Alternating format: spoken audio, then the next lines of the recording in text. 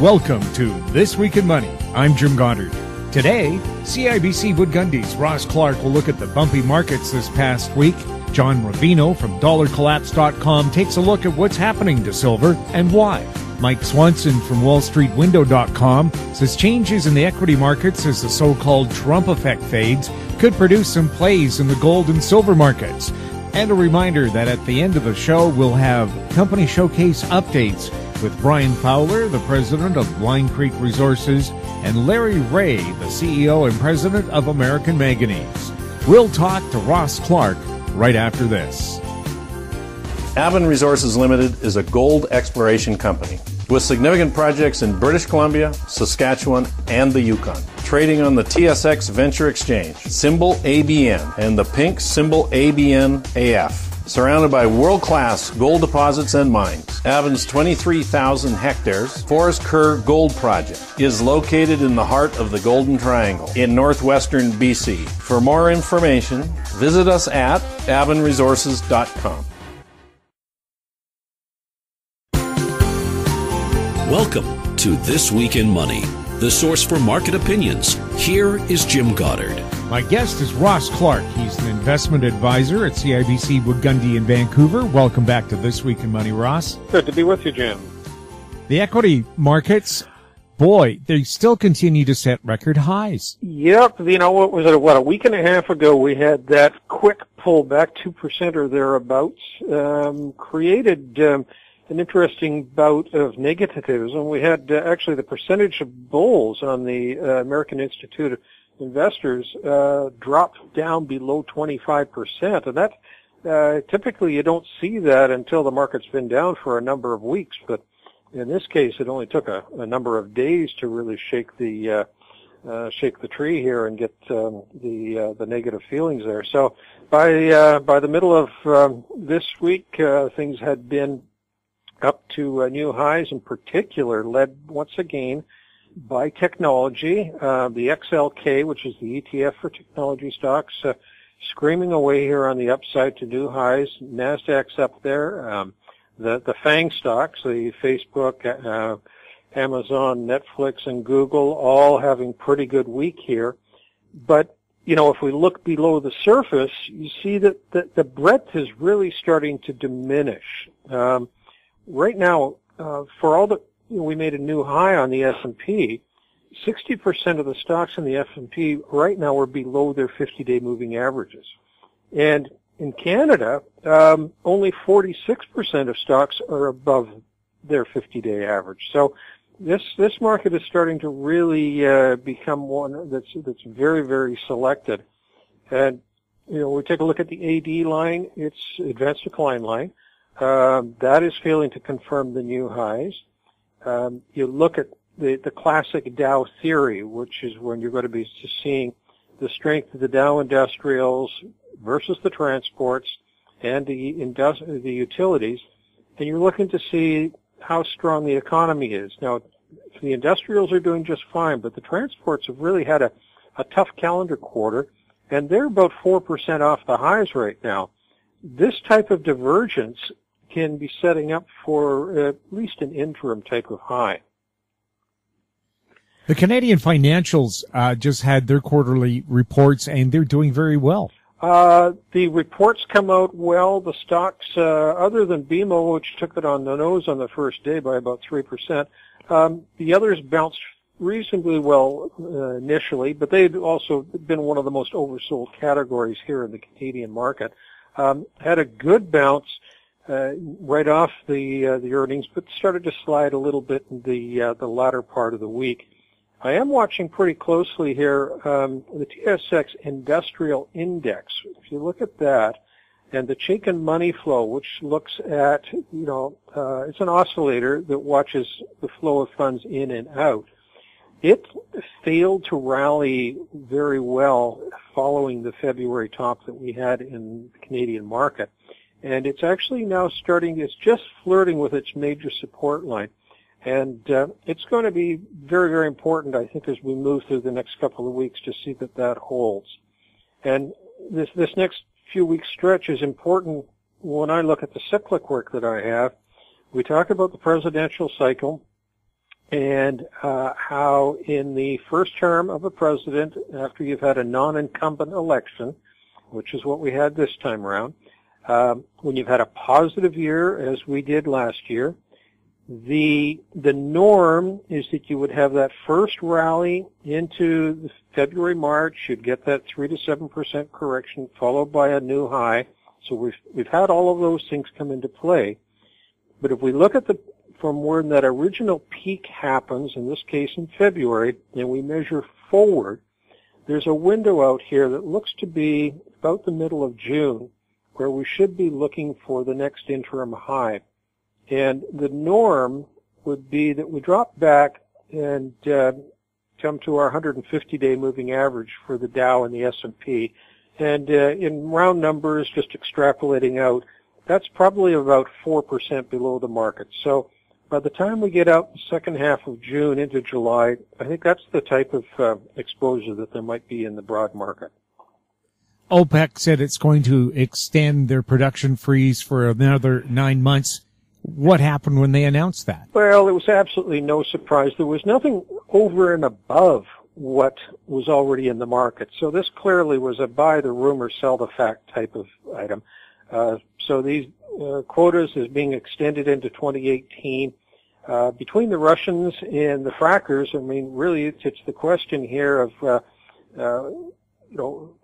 will the production caps stay in place? And even if they are in place, will the differential not be made up by these other producers who don't have to abide by it? I guess I should add Nigeria to the list there as well. So, I think we've got oil stuck in a trading range. It did get the hard $3 break after the announcement, but it bounced back on Friday. It's probably now in this $47 to $52 to $55 trading range unless something different happens.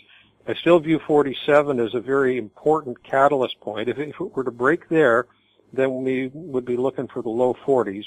But, the Saudis are going to do everything they can with their stock offering coming up down the road. They're going to do everything they can to keep oil reasonably stable. Ross, thanks a lot for chatting with us. Nice to be with you, Jim. My guest has been Ross Clark, investment advisor at CIBC Wood Gundy in Vancouver. Coming up, John Rubino, next on This Week in Money. Always consult your investment professional before making any investment decision. I'm Larry Reaugh, President and CEO of American Manganese, Inc., listed on the TSX Venture, ticker symbol AMY, A-M-Y, with proprietary patents in the U.S., China, and South Africa. Our focus is on recycling lithium-ion batteries for electric vehicles. China recently legislated the responsibility for recycling onto their electric vehicle manufacturers and importers. For more information, please visit AmericanManganeseInc.com or phone me, Larry Reaugh, at 778-574-4444. I'm Brian Fowler, President of Blind Creek Resources Limited, listed on the TSX Venture Exchange, ticker symbol BCK. Blind Creek is focused in the Yukon, Northwest Territories, and British Columbia. The company's key property is the Blende project, one of the largest undeveloped lead zinc silver deposits in Western Canada, plus plans to advance the recently acquired, fully permitted historic engineered gold mine in the Atlan district of northwestern BC. Check us out at blindcreekresources.com. This Week in Money is archived online at talkdigitalnetwork.com. Welcome back to This Week in Money. I'm Jim Goddard. We're speaking with John Rubino, author of several books on the economy, including The Money Bubble, his website, dollarcollapse.com. Welcome back to the show, John. Good to be back, Jim. John, is there an abundant supply of silver? It depends on who you talk to and what the silver is being used for. There's plenty right now. If you and I want to go out and buy silver coins, no shortage. We can buy it with no trouble. But in the long run, we're using up silver because it's an industrial metal, and a lot of the uses for it are, almost trace amounts, but in the aggregate, it ends up being quite a bit. For instance, your phone has a little bit of silver in it. The solar panels on your roof have a little bit of silver. And in the aggregate, it comes to quite a bit, and a lot of that isn't recycled, so it's just gone. So we are running through the available silver and not replacing it, which means that the available supply for investors, in other words, the people who want to buy gold and silver coins, and save them for a long period of time as the risk-free part of their portfolio, the supply of that kind of silver is eventually going to dry up, and that's part of the really interesting investment thesis for silver, is that we're using it up, whereas with gold, basically all the gold that's ever been mined is still sitting in vaults or safe deposit boxes somewhere, because it's mostly a monetary metal. Silver is partially monetary, partially industrial, and the industrial part is used and lost. How much silver is being used in solar? Solar's a great story for silver because basically 5 or 10 years ago it was minimal. We just didn't produce that many solar panels because solar was very expensive and it was really a niche market in the energy world. But it's been getting cheaper and cheaper year after year to the point where it is now cheaper than coal-generated electricity in a lot of places. And coal has been the dominant energy source for electricity for the past 50 years. So solar is displacing coal, and it's going exponential. We're adding more solar power around the world than anybody thought was likely even a decade ago. And the trend is continuing, especially in places like China and India where they have horrendous pollution problems. They're shifting to solar really aggressively. So it's looking like this year solar alone will soak up about 10% of the mine production of silver out there. And that part of silver demand is increasing exponentially with no real end in sight until they come up with the technology for solar panels that doesn't require silver. That day is out there somewhere, but it's not imminent. So the next few years should see dramatically increasing demand from solar power for silver. And that's demand that didn't exist 5 or 10 years ago in any appreciable scale. So it's a big new piece of the puzzle that should get better from silver's point of view going forward, at least for the next few years and possibly quite a bit longer. Now, as an example of just how popular solar can be, at some points is it true that 50% of California's power is being supplied by solar? There was a day in March when, it was a sunny day, and the state's solar panels generated lots of electricity, and it ended up being about half of what the state used for a few hours during that day. Now, that is astounding when you consider that solar was less than 1% of global energy production just a few years ago, and it's only a little above 1% right now. So for a major state like California to get 50% of its electricity from solar panels is an astounding change in a very short period of time, and it's not reversing and it's not moderating. That trend is increasing in arc. In other words, the growth of solar demand is accelerating from an already high level lately, and it shows no sign of letting up because solar gets cheaper and cheaper year after year, while electricity generated by coal-fired power plants and by natural gas tend to be fairly stable over time. So as the difference between the cost of solar and the cost of coal widens, there's really no reason, say, 5 years from now, to ever build another coal-fired power plant. And you're seeing that happen around the world where coal-fired plants are either being closed or the ones that were on the drawing board are being canceled because solar is just better and cheaper now. And, that's just a snapshot of the present. What gets really exciting is that solar, because it's getting cheaper, is going to be more and more advantageous or more and more competitive in the global marketplace. So that in places that aren't extremely sunny right now, where solar is still way too expensive relative to coal, it's going to get more and more competitive to the point where even in, say, Germany or the UK, which aren't especially sunny places, solar is going to be flat out cheaper with no subsidies than any other major source of electricity. And so basically it's game over for fossil fuels, and it's the beginning of the age of solar power, which is phenomenally good on a lot of different levels. You know, it might possibly be the thing that slows and stops climate change, if indeed, you know, we are contributing to climatic instability.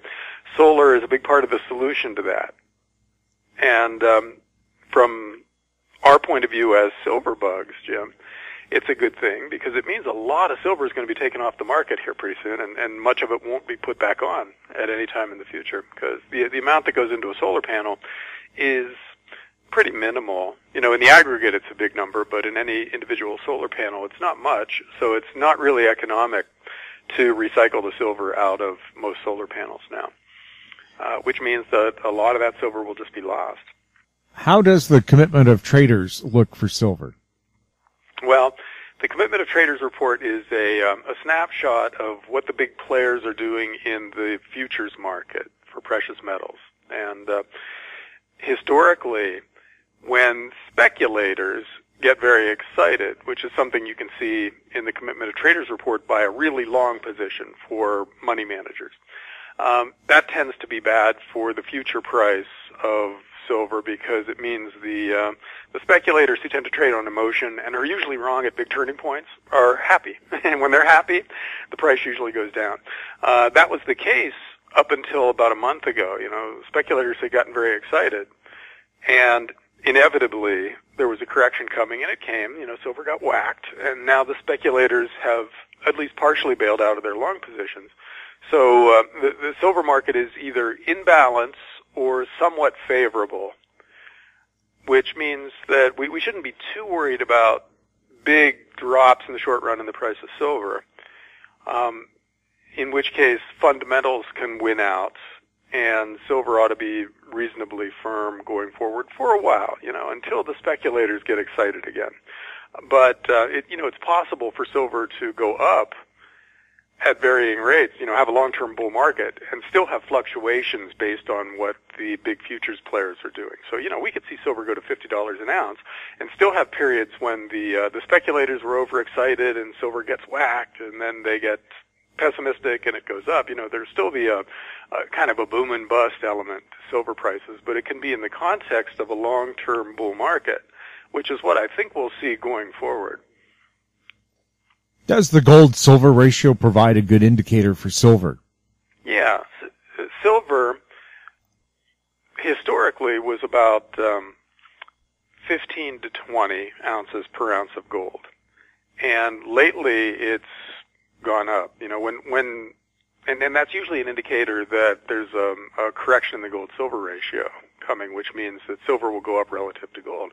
We're around 75 ounces of silver per ounce of gold right now, which historically is a buy signal for silver, at least relative to gold. You know, they could both go down, but silver go down less dramatically than gold. But what normally happens is that silver goes up faster than gold from points like this.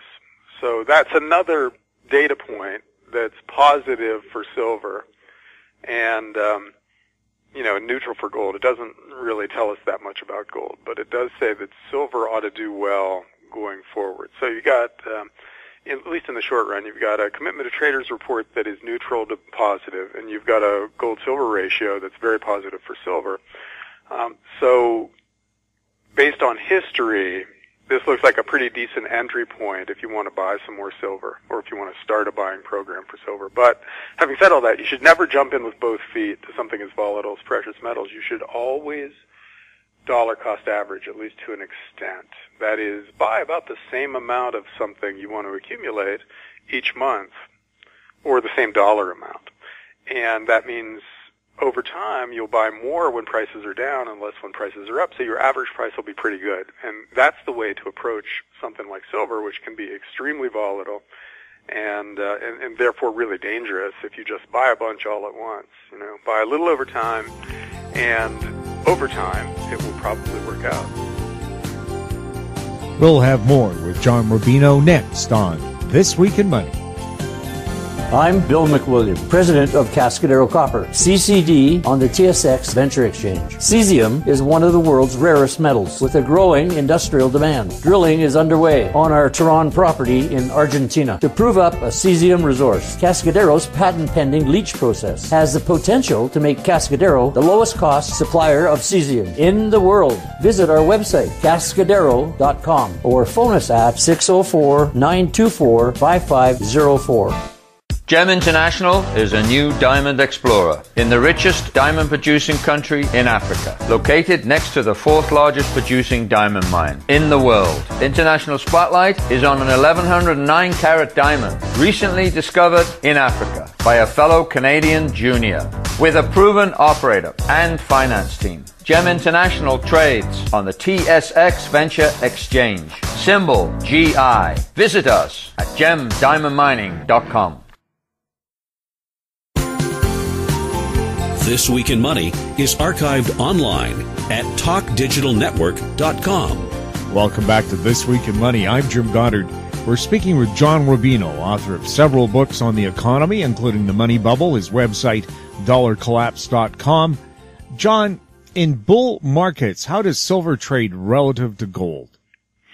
Well, silver is way more volatile than gold because it's a smaller market and silver is much cheaper, so more money relative to the amount that's available flows into silver than into gold in bull markets, so silver does better.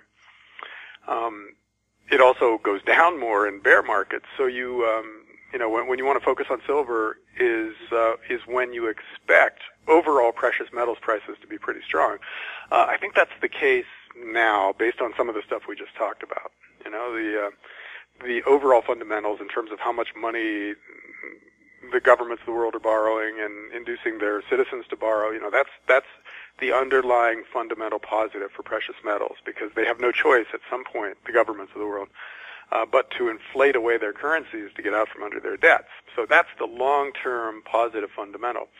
In the short term, you got the stuff we talked about before, the commitment of traders report and gold-silver ratio, stuff like that, and they look reasonably positive too. So based on that kind of history, you would expect silver to do better than gold over the next couple of years.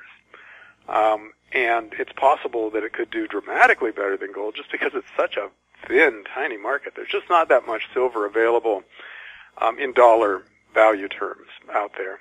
So that if people get excited about it, and even, half of 1% of global capital decides to flow into silver, it's a rocket ship, it'll just take off. It'll look like Bitcoin has looked like lately, where it just takes off and doesn't look back. And that day is coming for silver out there. I wouldn't presume to call a date, and say that now is the time, or a year from now is the time, or whatever. But somewhere out there, a stretch in which silver goes from wherever it is when it starts to $100 or $200 an ounce. That day is coming, and you want to have some silver in anticipation of that. Jim Dines is predicting the price of silver will surpass the price of gold. Is that really going to happen? That would be amazing if it did. I mean, not amazing in the sense that it's a stupid prediction, but amazing from the point of view of the guys who own silver, because that's a long run. If silver exceeds the price of gold, that would be astounding. Now, how possible it is depends on supply-demand dynamics. And as I said, we're pulling a lot of silver out of circulation by using it for industrial products and then not recycling it. So it's possible that in a small, thinly traded, highly volatile market like this, where the supply-demand trends are, aggressively favorable, that you could see silver just take off. And whether it goes above gold's price or not, I don't know. That starting from here, that would be an amazing run. But I think you can say with a fair degree of certainty based on historical trends and current supply-demand dynamics that silver ought to go way up from here.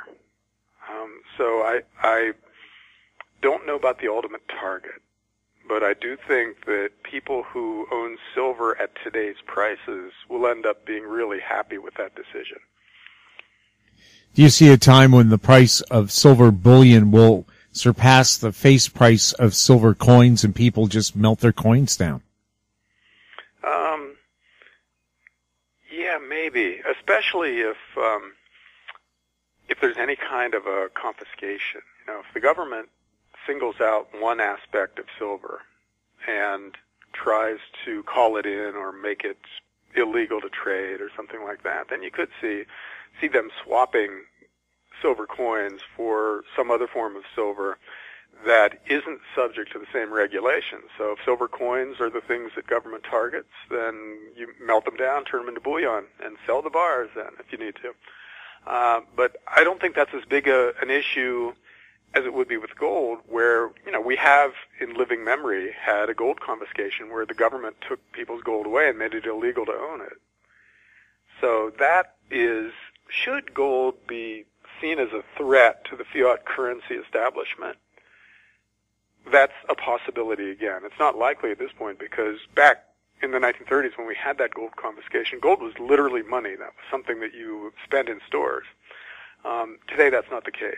And until it becomes the case, it's less necessary from the point of government to restrict gold because it isn't seen as the main threat to the value of fiat currencies. You know, there are lots of other problems with fiat currencies that don't necessarily involve gold right now. Well, the Indian government did raid people's homes looking for gold and silver. Could governments get that desperate? Oh, they'll get desperate. It's just that the really big pot of untaxed money right now is in IRAs and 401ks in the U.S., and probably the equivalent in Canada, where, you know, there's trillions of dollars just sitting there. And a desperate government could easily go after those things. You know, take my IRA account, confiscate the stocks and bonds that are in there, and repay me with government treasury bonds or something, so that I'm, you know, an unwilling financier of government deficits at that point. And that's something that could easily happen when things get really crazy. I mean, you know, look back at any big financial crisis, and you see stuff that would have been inconceivable before the crisis being enacted. You know, you've seen wage and price controls out there, and as I said, gold was confiscated in the U.S., and lots of things happen around the world. You know, during the Roman Empire's big hyperinflation, they instituted price controls, and then when shops started closing because they couldn't operate under price controls, they made it mandatory that sons follow in their father's businesses on penalty of death. In other words, you couldn't just close up shop, or they would kill you. And, you know, so something like confiscating the assets in 401ks or confiscating gold again or something like that, or, you know, they seem crazy now, but they aren't crazy in a historical context of governments losing it because they see their, you know, their financial power eroding and they want to stop that at all costs. So yeah, a lot of strange things are going to happen going forward because we're creating the conditions in which government finances just blow up. And when that happens, whoever's in charge is going to get extremely desperate and possibly very irrational. So name the crazy policy, and we could see it somewhere in the next decade. Well, then you have a President Trump who may come up with crazy policies. You don't know. Mm-hmm. Oh, yeah. You know, even in what are perceived as fairly good, stable times right now, it's not inconceivable that the U.S. government does some stuff that surprises us and appalls us. But the really crazy stuff will happen when it's almost across the board. All the major governments are going bankrupt at the same time. Then we're going to see some stuff that will just astound us and terrify us. And we're going to wish, if we haven't already, gotten into real assets as opposed to financial assets, that we'd done it sooner, you know, because the paper currencies are the things that will suffer in that kind of a regime.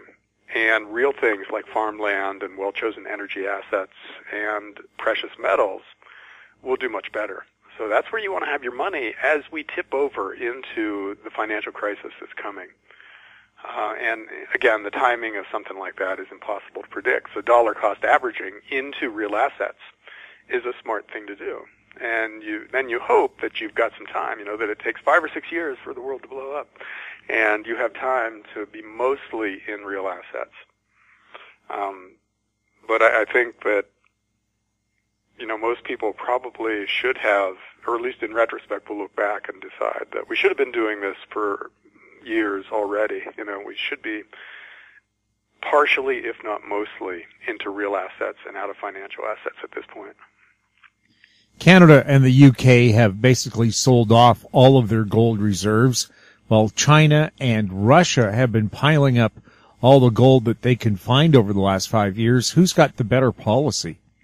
I suspect the East is smarter than the West on that count, and it has been happening. And I think it's happening with the U.S. too. We claim that we still have all the gold we've always had in Fort Knox, but more money or more gold has been flowing into India and China and Russia than has been being produced by the world's gold mines for the last few years, which means some above ground stock of gold has been depleted in order to give those guys the amount of gold that they've been demanding. And we don't know for sure where it's come from. A lot of it, obviously, as you said, has come from the UK and Canada, but that doesn't count for everything either. So some other countries in the West have been shipping their monetary gold to the East. And that's still continuing. Russia and China and India are still buying a lot of gold. And they're treating it as a good that they buy more of when it goes on sale. In other words, when the price goes down, they buy more. When it goes up, they buy less, which means that they're not speculating, and they're not emotionally invested in whatever the price is at a given time. Regular investors tend to buy less of something when it goes down and more of it when it goes up because they're trading on emotion. The Eastern buyers of gold have a long-term plan, apparently, because they're doing the opposite. When it goes down, they buy more, which means they're not caring whether they have a capital gain embedded right now or what that capital gain is. They're looking at some long-term goal, probably involving a monetary crisis out there and a monetary reset when a high degree of gold backing of a currency is seen as an important thing to have. So they might not go back to a gold standard, but the fact that their currencies are backed by large amounts of gold and that their citizens own a lot of gold and silver means that they will be perceived as relatively financially stable at that point and therefore relatively richer. So they'll have more power from a financial standpoint than countries like, for instance, the UK that gets rid of all their gold and has nothing back in their currency except the perception that their government is competent, which might not be much of a perception at the time. The U.S. dollar had an outside reversal month to the downside in January, another one in March. Could this be signaling a bear market for the U.S. dollar and possibly other currencies? Well, someday fiat currencies are going to just flat out crash and burn. But there's no way to know when that's going to happen. They fluctuate right now. And when we say the dollar is up or down, we're talking about it relative to the euro and the yen and pound sterling and Canadian dollar. And, that's not really a very valid comparison because all of those currencies are being actively inflated away by their governments too. So, the dollar might be strong, quote unquote, but it's losing value year after year at the same time. So the question becomes, when does that loss of value catch up to the amount of credit that's being created out there and really start to become dramatic? Because we're increasing the amount of credit in the world, which is a negative for the currencies of the world, at a near double-digit rate. But quote-unquote inflation, as it's reported by governments, is just 1 or 2 or 3% for most major currencies, when it should be closer to double digits based on the amount of credit that we're creating. So when that inflation rate catches up to the amount of money that's being created and thrown out into the financial system, then all bets are off. Then we get panic selling of currencies, and we get the Austrian economics crack-up boom that people have been talking about on at least the gold bug side of the spectrum for such a long time. And by that time, it'll kind of be too late to readjust your finances to protect yourself from it. So even though we can't know when something like that is going to happen, we can say with a fair degree of certainty that it is going to happen just based on the amount of credit that we're creating out there.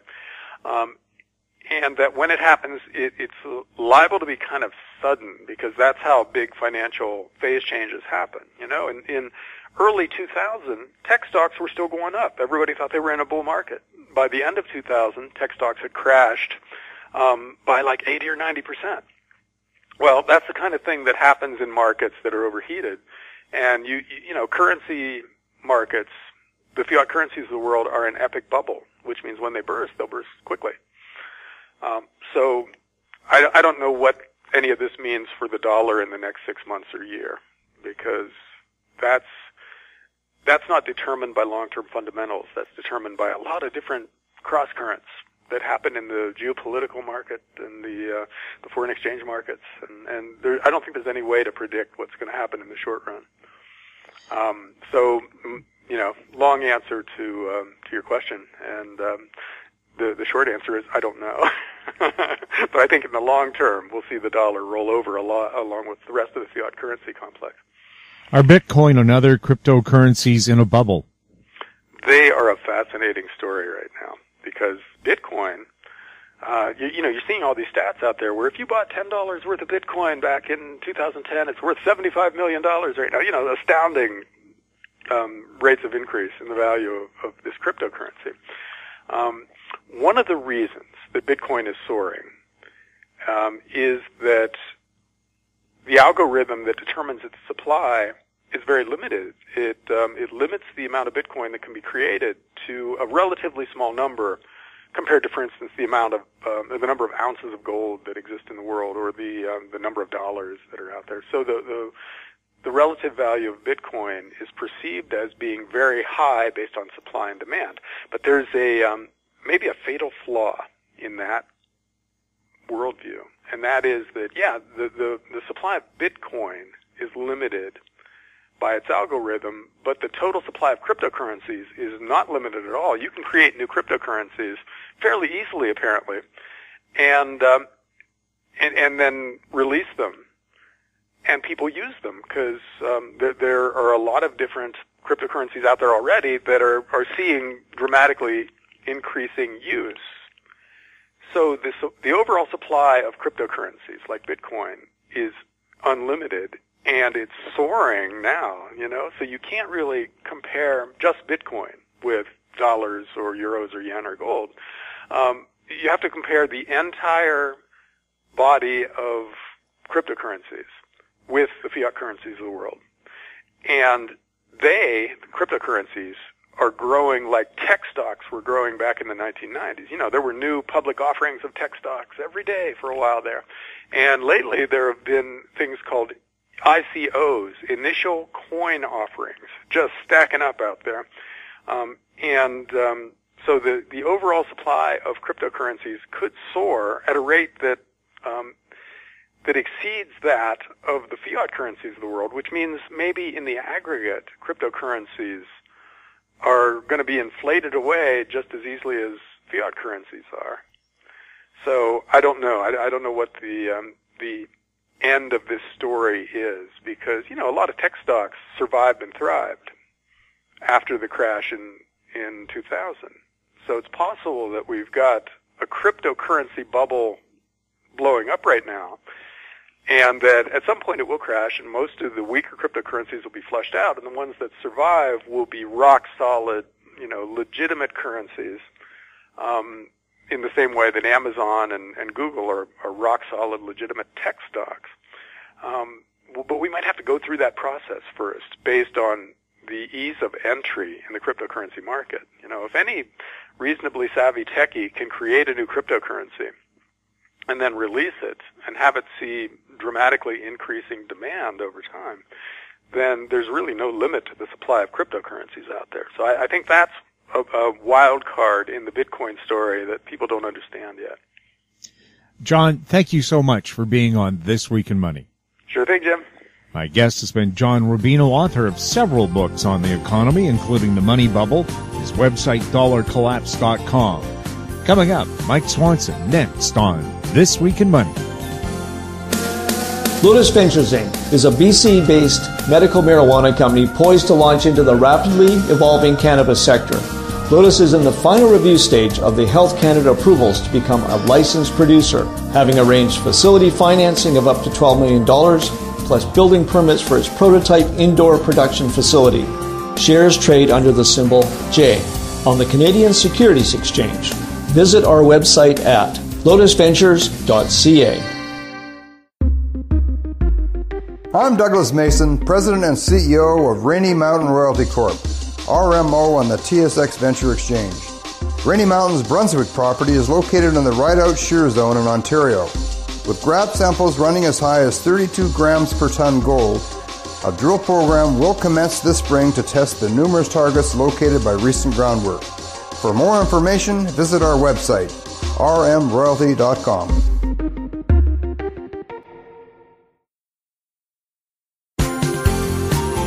This Week in Money is archived online at talkdigitalnetwork.com. My guest is Mike Swanson, editor of wallstreetwindow.com. Welcome back to the show, Mike. Doing good. How are you doing? We're doing great in Vancouver. We had our first sunny May long weekend in 17 years. Wow. There are kids who have grown up who have never seen a sunny long Victoria Day weekend. Anyway, how is there much sunshine in the equity markets right now? Oh, yeah. Well, you know, this year, following the election of Trump, of course, the Dow blasted off. But really, since March, the U.S. stock market hasn't barely been doing anything at all. The most defining feature of it is the low volatility. We're seeing historic low volatility. In fact, the VIX, which measures that in the options market, it tells you what the premiums people are paying for volatility on options. It fell to the lowest point seen in over 25 years.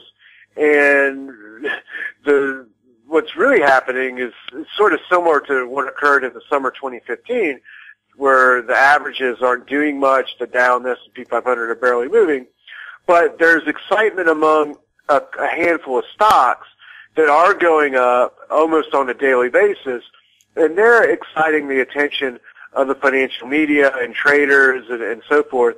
And the ones to watch here are NVIDIA and Facebook and Amazon and Apple. And even today, Facebook and Amazon and NVIDIA are up pretty good, even though the other averages are barely up. And there's actually starting to see some internal divergence here in the market, which means that most stocks aren't really going up anymore, and many are fading.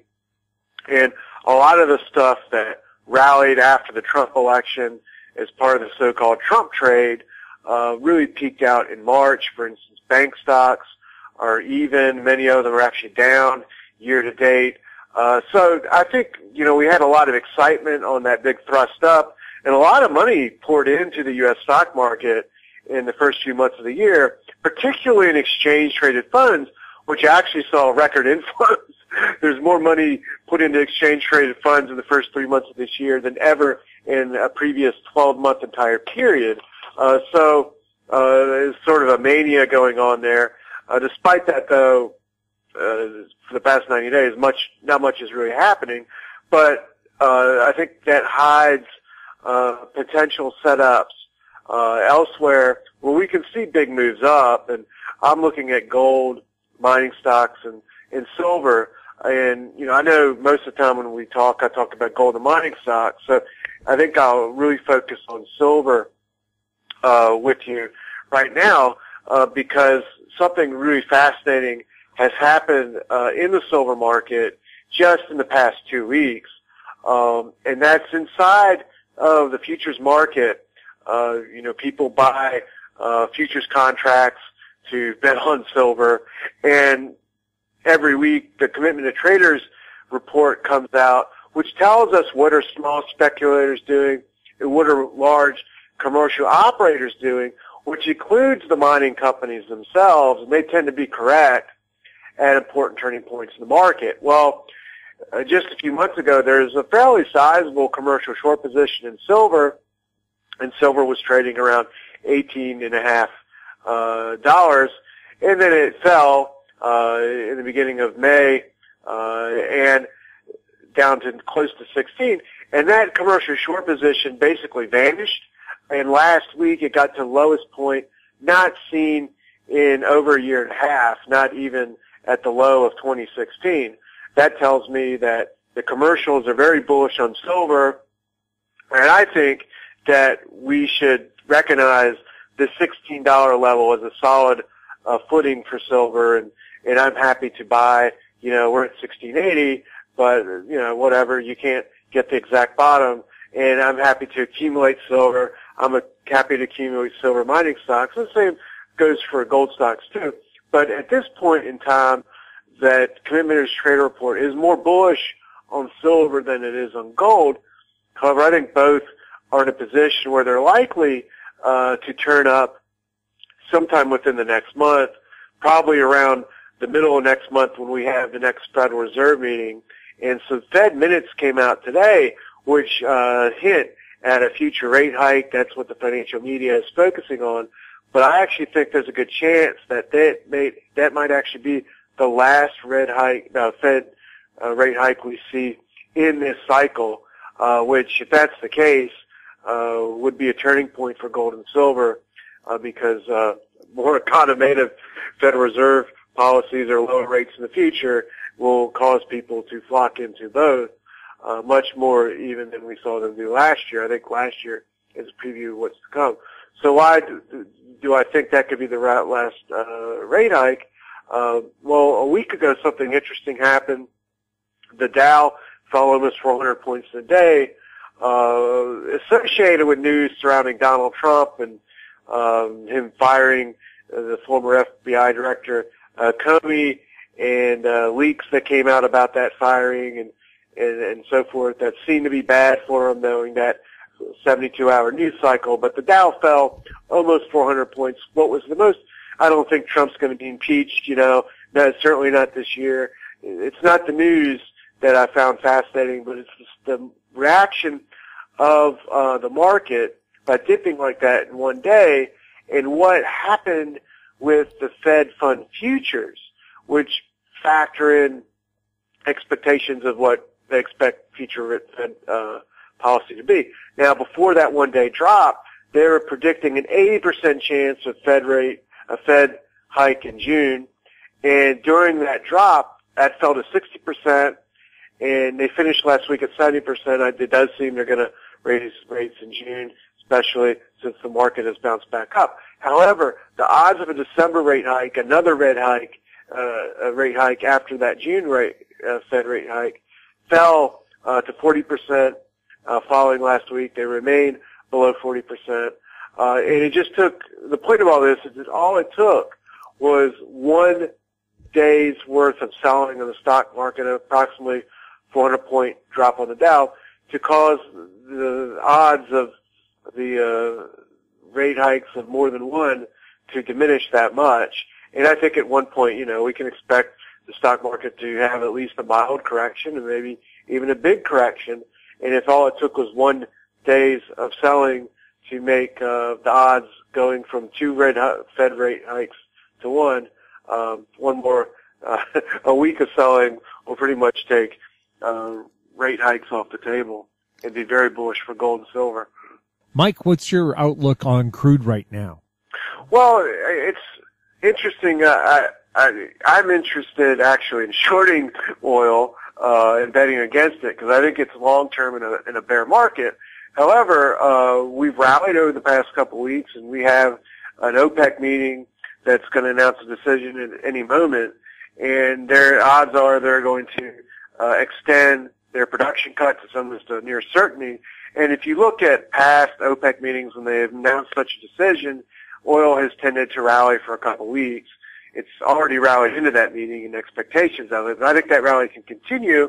And we also have a second fact that can support higher oil prices for the next couple of weeks, and that's seasonal factors. Historically, oil rallies into the summer and makes a peak in late June somewhere between late June and end of July. So I think that's what we're on track for, and I'll be looking to take some short positions against oil when that happens. In the oil market itself, there also has been built up a record oil short position in the first quarter, even a bigger short position they had in 2014, and I think that's noteworthy. I think it means that the oil producers see limited upside, and they're simply trying to maintain higher prices. Some stories that came out over the past week surrounding this OPEC meeting also is suggestive of that fact. On Sunday, Donald Trump took a trip to Saudi Arabia and did some business deals over there, giving them the permission to buy over $300 billion of weapons from American arm manufacturers in a de facto alliance against Iran, is what Trump has basically pledged to give them. Now, what was more interesting is I watched Trump's speech, and he started out bragging about his election and his victory against Clinton, and saying jobs have grown in the United States. And then he made the assertion that he created $3 trillion in value, boasting about the stock market gains, essentially. That was my first reaction. But then after a few moments, I sat there and thought about it, and I realized that he also was playing to the Saudis themselves by talking about stock market gains or financial gains, because that's their goal too. They're trying to create an IPO in the Aramco oil company next year. They're also talking about IPOing their defense industry. They have a plan called Vision 2030 to become a financial powerhouse around the world and diversify out of being solely reliant on oil. And that's something I've heard about, but on Sunday I dug into the details of this, and part of their projection is that they can diversify as long as oil is above $30. They claim they'll be able to make money, and they also had a long-term projection that for the next couple of years, oil may have a cap of around $60 a barrel. So that trading range of between 30 and 60, keep that in mind, because today there's an interesting story in the Wall Street Journal about the American fracking oil industry. Now, if you can remember back in 2014 when oil started to decline, part of the reason it declined was because the Saudis announced an operation to punish American fracking oil companies. Their goal was to put them out of business because they saw them as stealing market share from them, which they did not like. And they wanted to punish them, put them out of business. And according to the Wall Street Journal, that operation has been a total failure, which is a surprise, because usually they get what they want. You know, they did Sunday. They got an arms deal. They got an alliance. In fact, a year ago, the Senate and the House released these 28 pages of the 9/11 report that suggests that Saudi government officials, a couple of them, were somehow involved in facilitating the movements of the 9/11 hijackers. So they got away with that too. But destroying the American fracking oil industry, they did not accomplish. And what has happened is these American fracking oil companies, some of them did go bankrupt, but a lot of them reduced their costs over the past 2 years. And starting last year, they began to short the oil market themselves too, joining in what the Saudis had done and other large producers, and they were shorting at $55 and $60 a barrel, locking in their prices so that they can make a profit even if oil declines again. And what's happened over the past 6 months is that the production coming out of America fracking oil companies has more than made up for the cuts that OPEC enacted. So there's a glut in the oil market. In fact, there's gluts in the storage of oil, and Trump also talked about liquidating 50% of American oil reserves, saying we don't even possibly need them. He's ordered people to do a study of that. The point of all this is that there still remains a glut in oil. There's still heavy shorting in the oil markets by the commercials. The American fracking oil industry has survived, and it's not going away, and that means that OPEC can cut their production, but they're going to have a tough time driving oil prices above $60 a barrel in any sustainable fashion. So my hope is, or what I'm looking for, is a seasonal rally, but probably not one that will get much beyond 60.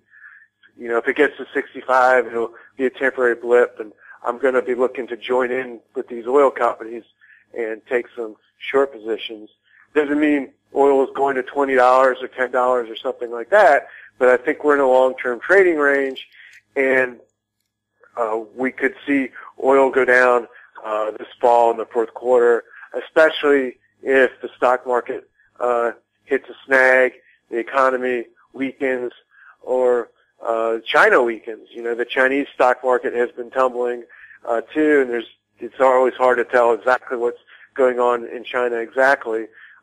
It's sort of like a black box over there, but it does seem like there's, you know, some sort of weakness in their economy, and one of the most interesting things I'm watching are agriculture commodities, because they're trading at historic lows when compared to inflation, and there's actually a low commercial short position on most of them, and yet they look like they could actually break down.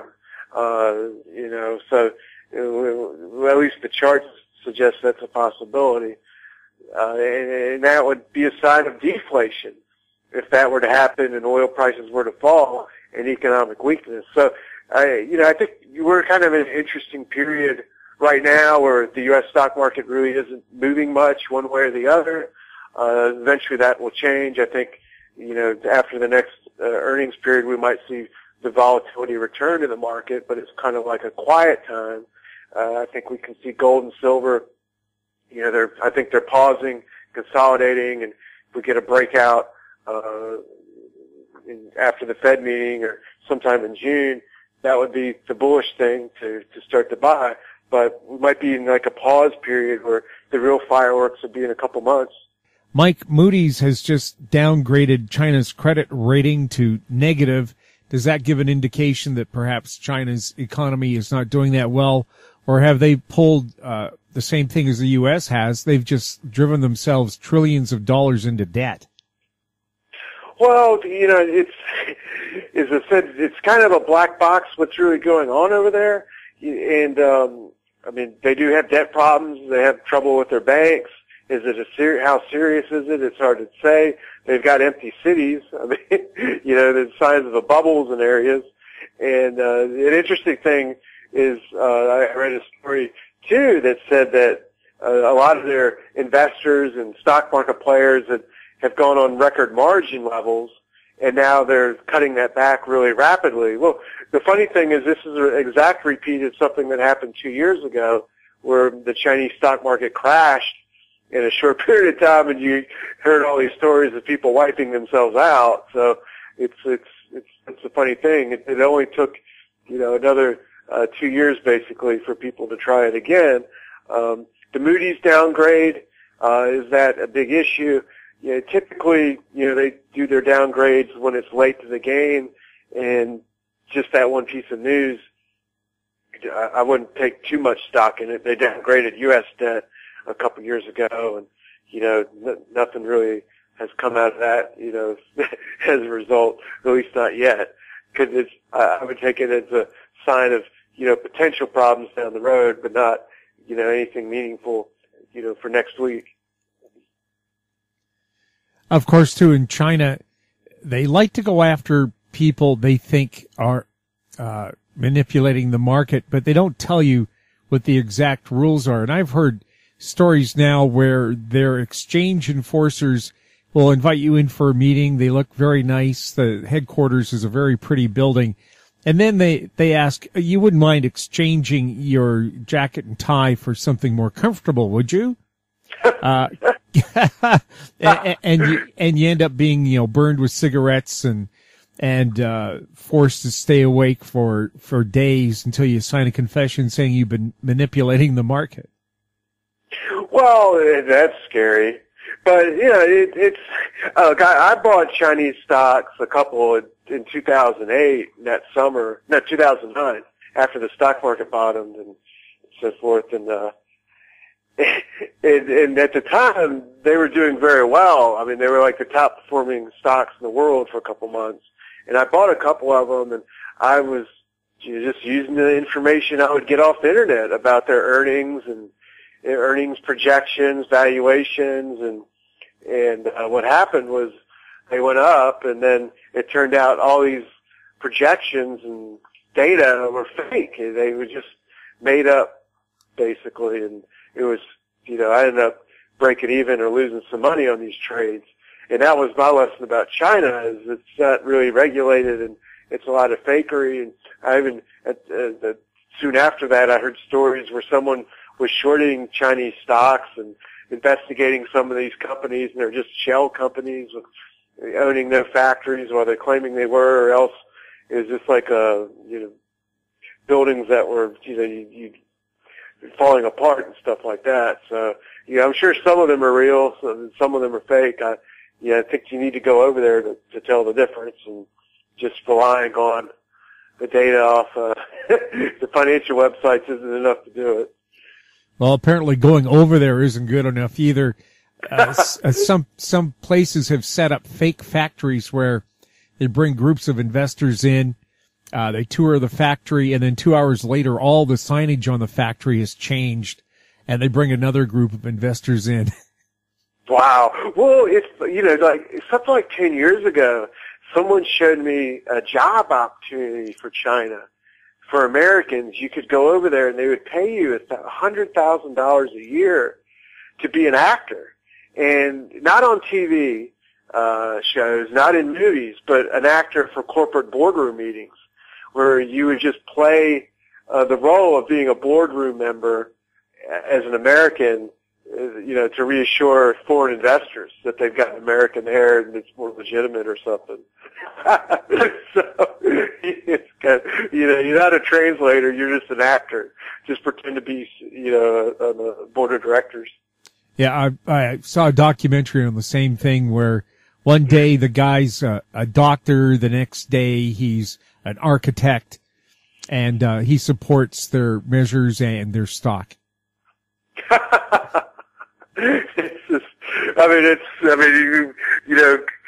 Anyone in the financial world or following the financial news, you see all kinds of crazy things in the United States, and Bernie Madoff and, whatever, all these scandals over the past 20 years, but probably China is probably nothing like the Chinese stories.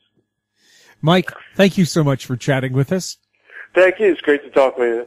My guest has been Mike Swanson, editor of WallStreetWindow.com. And that wraps up our show for this week. We'd like to thank our guests Ross Clark, John Rubino, and Mike Swanson, and thank you for listening. Stand by. Right after the show, we'll have company showcase updates with Blind Creek Resources President Brian Fowler and American Manganese President and CEO Larry Reaugh. If you have any questions for the show, you can email us at info@howstreet.com. I'm Jim Goddard. We'll be back next week with more This Week in Money. Comments made on This Week in Money are an expression of opinion only and should not be construed in any manner whatsoever as recommendations to buy or sell any financial instrument at any time. Archived online at talkdigitalnetwork.com. This Week in Money is a production of How Street Media Incorporated. Executive producer is Tom Allen. Welcome to Company Showcase, an advertising feature on HowStreet.com. I'm Jim Goddard. We're speaking with Brian Fowler. He's the president of Blind Creek Resources. Welcome to the show, Brian. Thank you, Jim. Brian, what can you tell us about Blind Creek Resources? Blind Creek has been listed on the TSX Venture Exchange under the ticker BCK since 2004. The company is focused on lead, zinc, silver, and more recently gold exploration and development in Western Canada. Until this spring, Blind Creek has essentially been dormant in light of the prolonged downturn in lead zinc prices, but With a recent renewed interest in zinc due primarily to supply issues and overall price increases, the company believes now is the time to renew efforts to develop Blind Creek into a major silver lead zinc explorer and developer. What's the capital structure of Blind Creek? Blind Creek has 20.1 million shares issued with no warrants. 43% of these shares are held by company insiders, and our current market cap is just under $5 million. Why is zinc such a hot commodity today? Good question. According to experts such as Jonathan Lang, Wood Mackenzie analyst, he says over the next couple of years, this represents a pinch point of zinc concentrate supply, with mine closure-related cuts expected to outweigh new output from projects. Wood Mackenzie further predicts a peak price of $1.80 per pound in 2018. Zinc is currently at $1.19 last I looked. James Fraser, the editor of Mining Stocks Investor Guide, stated that the best way for investors to play a zinc price move would be to invest in zinc equities. What can you tell me about Blind Creek's projects? Blind Creek's flagship property is a 100% owned Blende project situated 63 kilometers northeast of Keno Hill Mines in central Yukon. Blende is one of the largest undeveloped zinc, lead, silver deposits in western Canada.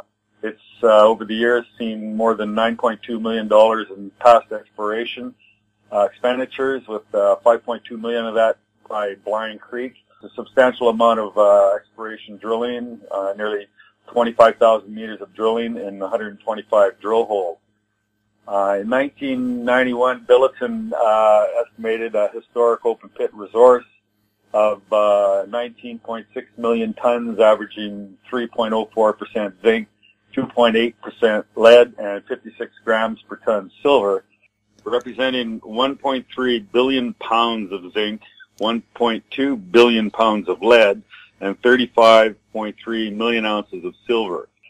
This resource is this was in a shallow sulfide-only component of the deposit, and I have to state for your listeners that this resource, it's not NI 43-101 compliant.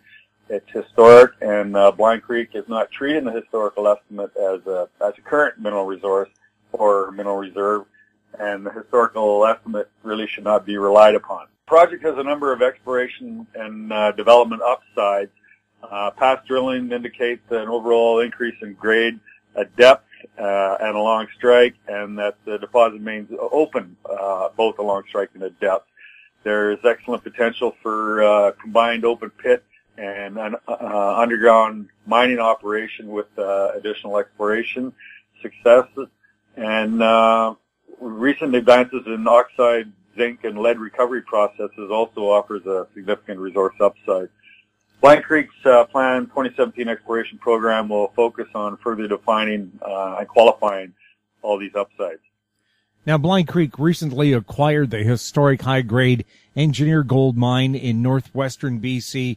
What can you tell us about that in light of Blind Creek's stated focus on silver, lead, and zinc? That's a very good question, Jim. Yes, Blind Creek is and will continue to be focused on silver, lead, zinc exploration and development at Blende. The company is committed to adding value to shareholders by advancing the Blende property to the resource and PEA stage. That's not to say that the company is not evaluating other quality silver, lead, zinc acquisition opportunities as well. When it comes to Engineer Gold Mine, which the company acquired this spring from BC Gold Corp, Blind Creek had a unique opportunity to acquire an historic and fully permitted high-grade gold mine for pennies on the dollars historically spent on this relatively unexplored gold system. Engineer Gold Mine has a high-grade NI 43-101 gold resource and is fully permitted for small-scale gold production utilizing the on-site mill. The previous owner was focused on small-scale gold production and lacked the capital to follow up and drill test numerous exploration targets. Blind Creek owns Engineer Gold Mine outright. The company nearly tripled the property size by staking this spring and is currently working on an NI 43-101 technical report that is expected to recommend continued exploration for additional high-grade veins and bulk tonnage gold mineralization. What are Blind Creek's exploration plans for this season? At Blende this year, Blind Creek is positioning to conduct additional metallurgical studies, geochemical analyses, geological mapping, sampling, geological modeling, step-out and down-depth drilling, and resource estimation. Results will be documented in a NI 43-101 technical report and provide the basis for a PEA study for next year. At Engineer, Blind Creek is, as I said earlier, currently preparing an NI 43-101 technical report that is expected to recommend a 2017 program consisting of soil geochemical surveys, trenching, geological mapping, sampling, and diamond drilling. The company is also assessing a small-scale mining and gold production opportunity defined by the previous owner. Well, that sounds like it's going to be a pretty busy year for you, Brian. Anything else you need to tell us? Yes, it's going to be busy for sure. I guess I'd just like to let the listeners know that Blind Creek will be attending the International Metal Writers Conference at Vancouver Convention Center this coming weekend, May 28th and 29th. But Blind Creek will have a booth. We're at booth number 202, and I have the opportunity to speak about the company at 2 p.m. on Sunday. It should be a great show, and it'd be great to meet people that are interested in zinc and Blind Creek. I guess lastly, check us out at our website, www.blindcreekresources.com. Is Blind Creek on any stock exchange? Blind Creek is listed on the TSX Venture Exchange. Ticker is BCK. And again, where can people contact you? My work number is 604-617-8191. Brian, thanks a lot for chatting with us. Thank you, Jim. We were talking with Brian Fowler, president of Blind Creek Resources, on May 23rd. I'm Jim Goddard. Comments made on Company Showcase are an expression of opinion only and should not be construed in any manner whatsoever as recommendations to buy or sell any financial instrument at any time. Archived online at HowStreet.com. Company Showcase is a production of How Street Media Incorporated. Welcome to Company Showcase, an advertising feature on HowStreet.com. I'm Jim Goddard. We're speaking with Larry Reaugh, CEO and President of American Manganese, on May 26th. Welcome back to the show, Larry. Well, thanks, Jim. I'm happy to be back from the Cobalt show in Morocco. Where it was a chilly 40 degrees Celsius? Yeah, it was balmy. I call it balmy, 39 to 40 most of the days that we were there. And, that certainly is a rude awakening when you step out into that. Larry, do you have some hot news for us out of Morocco? Well, Jim, I've got, let's say it's really interesting news. Of course, we were at the Cobalt conference. All our shareholders know that. It was attended by some of the big cobalt producers and the end users, and I'd say there's between 150, 200 attendees. We were certainly happy to be able to present our recycling program at the show, and I have to say that Norm Chow did an excellent job in doing the presentation. He was clear, concise, and enthusiastic and passionate about what he was doing.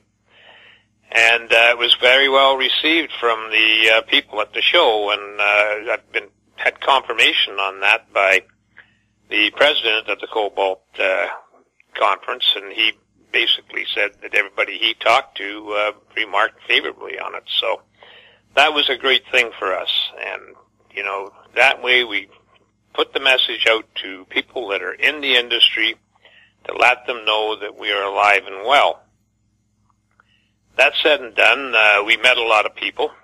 We had several one-on-one meetings, and we'll see if those meetings bear fruit in the next few weeks or few months. But there's definite interest in our project.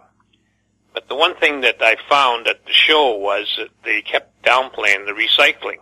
And this is, most of the presenters were talking about the supply, demand and supply. That's what the show was all about. And there's definitely a shortage, and it's building. And they are really looking at copper mines to fill that shortage, or some of the pure cobalt plays. And some of that will happen. I doubt if any copper mines will go into production at these levels. And so, that leaves recycling. And recycling was at the bottom of the list. And in some cases, these guys talked about 15 years before a battery was ready to be recycled. Well, that's the party line of the EV producers, the electric vehicle producers. Rather than face up to the fact that they're going to have to recycle, they're trying to put it off into the future by saying second use for Powerwall units. And I had a good chance to address that at the Roskill Roundtable. There was, I'd say somewhere between 70 and 100 people in there. And I went to the roundtable discussion. I saw there was a group of chairs in a big circle at the front of the class, and I went down to the front of the class and sat there. And, the guys were talking about the usual, the shortages, where is it going to come from, and how are they going to address it, and all of these things. And in the last 15 minutes of the talk, I started it out by saying, look, Jim, I said, look, guys, I said, I'm a layman, but I'd like to give you a layman's view on what's happening. And so I gave them a bit of my history on my newsletter and everything what to do with commodities. And I said, I see that recycling's out there 15 years. I said, that's not a reality show. The reality show is that those batteries will have to be recycled as soon as they reach the end of life. If not, where are they going to get the cobalt for the next battery? You're either an EV manufacturer or you're a Powerwall unit manufacturer, but there's no way you can be both.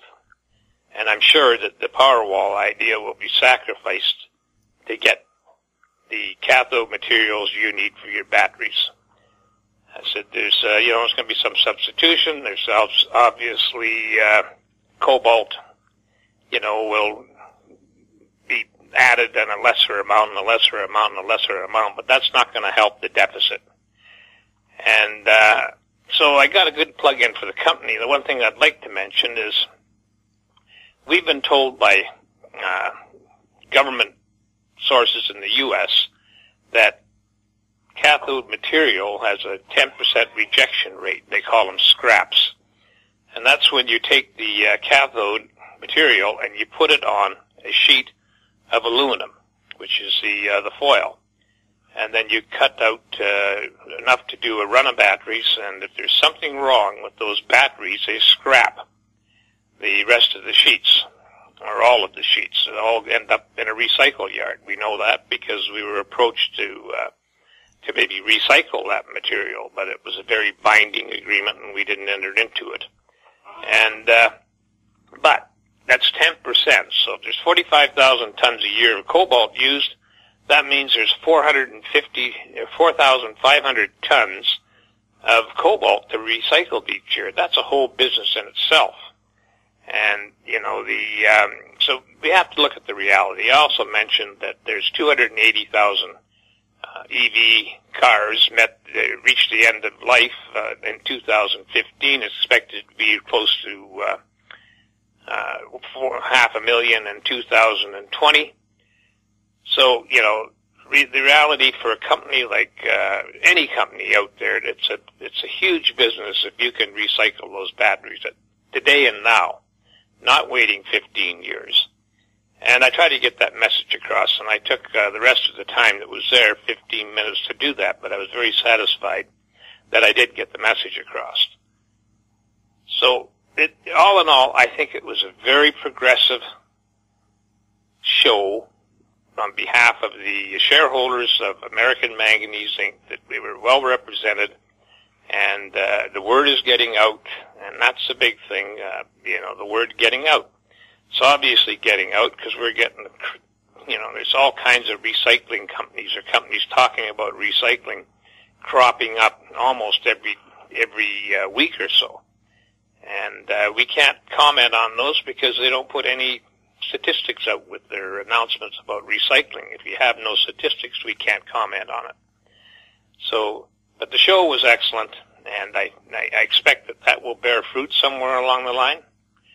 and I expect that we'll have other meetings resulting from the show. And that's all I can say. Some of the stuff I already have confidentiality agreements on, and I can't talk about the parties that I met with. But let's just say that they're very significant. Larry, for new listeners, can you tell us a bit about American Manganese? Well, American Manganese is a critical metal company that's focused on taking their existing patented process for producing electrolytic manganese dioxide for the battery industry, electrolytic manganese metals for the stainless steel and specialty metal area.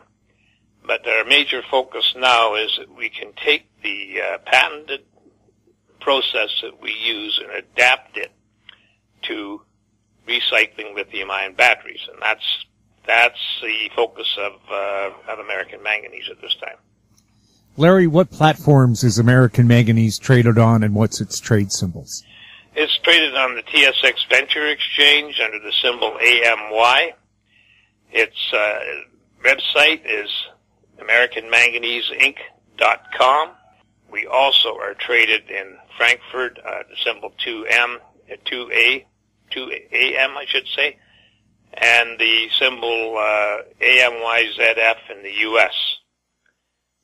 I can be reached at lray@amymn.com. And Larry, people can call you directly as well at 778-574-4444, right? Yeah. Larry, thank you so much for the update. Okay. My guest has been Larry Reaugh, President and CEO of American Manganese. We were chatting on May 26th. I'm Jim Goddard. Comments made on Company Showcase are an expression of opinion only and should not be construed in any manner whatsoever as recommendations to buy or sell any financial instrument at any time. Archived online at HowStreet.com. Company Showcase is a production of How Street Media Incorporated.